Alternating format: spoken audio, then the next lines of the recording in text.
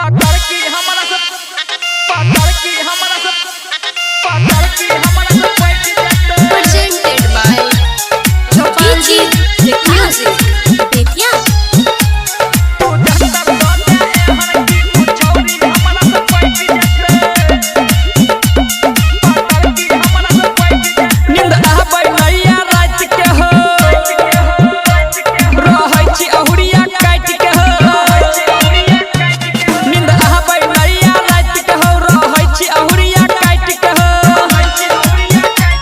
दुख बढ़लिया ई जवानी में कहिया तक बोल हट जते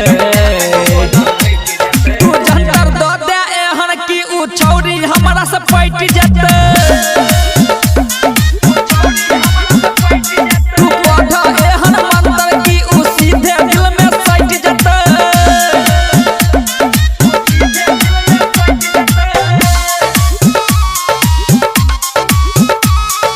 DJ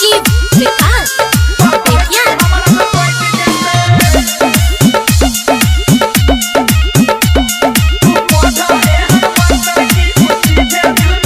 ओकरे हवा का पीछा हम करै छी देखि के ओकरा हौ पागल रहै छी देखि के ओकरा हौ पागल रहै ए हो बाबा हो तू ही उपाय लगाब हमर ई संकट के दूर भगाब सुंघा द कोनो जड़ी की हमरो किस्मत पलट जते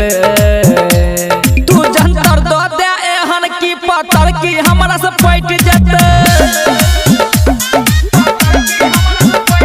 तू पढ़ एहन मंत्र की उ सीधे दिल में सट जते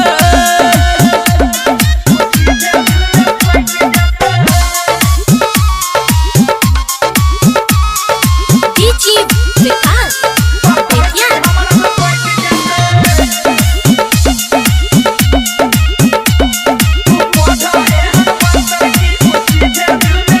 दोहरा नहीं मत जुटाई के दवाई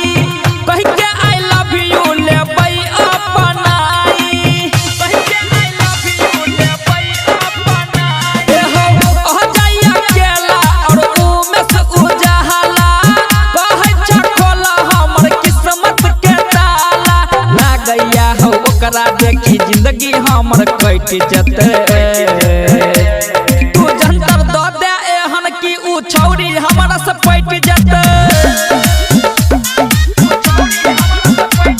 तू पढ़ एहन मंत्र की उ सीधे दिल में सट जते